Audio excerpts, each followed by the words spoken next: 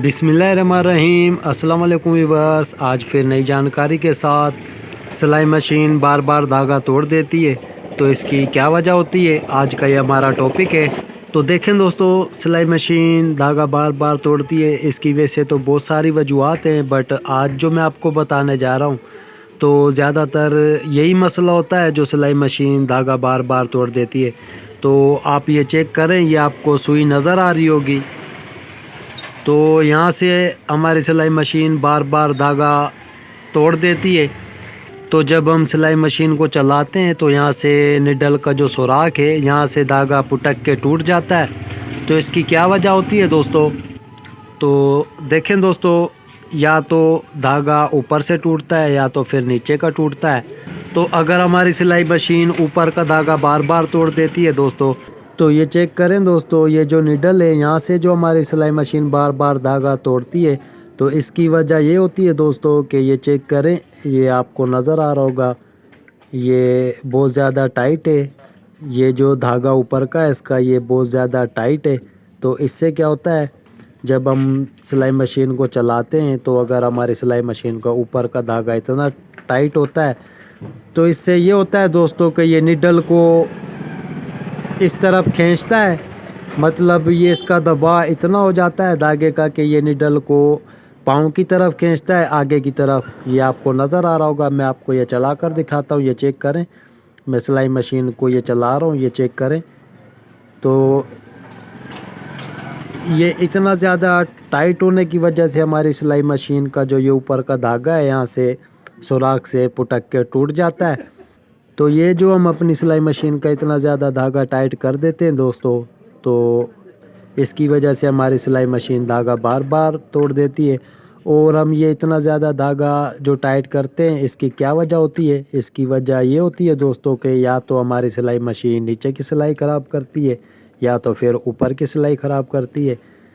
तो अगर नीचे की सिलाई ख़राब करती है मशीन, तो हम क्या करते हैं, हम ये जो टेंशन है इसका, यहाँ से इसको टाइट कर देते हैं इस तरीके से। तो इससे क्या होता है, हमारी जो सिलाई मशीन की नीचे की सिलाई होती है दोस्तों, तो वो तो ठीक हो जाती है। बट इससे ये होता है कि ये जो निडल के पास से धागा क्रॉस होता है पीछे की तरफ, क्योंकि जब ये सिलाई मशीन चलती है तो ये पाँव जो है ये कपड़े को खींचता है, और ये जो इसका धागा है ये बहुत ज़्यादा टाइट होता है, तो इसकी वजह से ये टूट जाता है। या तो ये निडल इस साइड भी आ जाती है, तो ये पाँव में लगकर भी टूट जाता है, और इसकी निडल भी टूट जाती है दोस्तों। कई बार ऐसा होता है कि ये बहुत ज़्यादा टाइट होता है, तो इससे हमारी सिलाई मशीन की निडल भी टूटने लग जाती है। ठीक है, तो ये जो मसला होता है दोस्तों, ये इस टेंशन का होता है। तो यहाँ से ये चेक करें, इसका धागा बहुत ज़्यादा टाइट है। तो ये यहाँ पर आपने इस तरीके से चेक करना, ये चेक करें, ये बाहर की तरफ भी नहीं निकल रहा क्योंकि ये बहुत ज़्यादा टाइट कर दिया है। तो ये इसकी वजह होती है कि हमारी सिलाई मशीन यहाँ से धागा तोड़ती है।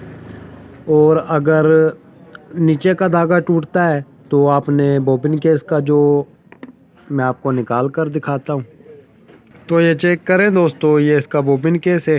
और ये जो आपको नट नज़र आ रहा होगा, ये नट टाइट करने से इसका बॉबिन केस का जो धागा है वो बहुत ज़्यादा टाइट हो जाता है।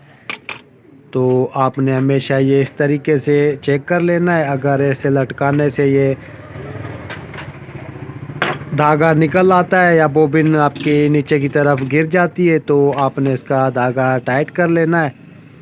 बट ये इतना टाइट करना है कि ना तो ये ज़्यादा लूज़ हो और ना तो ये ज़्यादा टाइट हो, बस ये नॉर्मल सा रख लेना है आपने। अगर ये ज़्यादा टाइट होता है तो इससे भी हमारी सिलाई मशीन धागा तोड़ने भी लग जाती है और ऊपर की सिलाई भी ख़राब करने लग जाती है या नीचे की सिलाई ख़राब करने लग जाती है। ठीक है, तो ये जो मसले होते हैं दोस्तों, ये ज़्यादातर ये टेंशन है।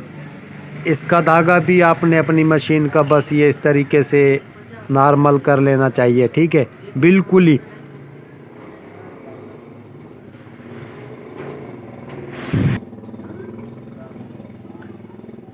तो ये चेक करें, इस तरीके से आपने ये इसका धागा लूज़ कर लेना है और इसको ना ज़्यादा टाइट रखना है और ना ज़्यादा लूज़ रखना है।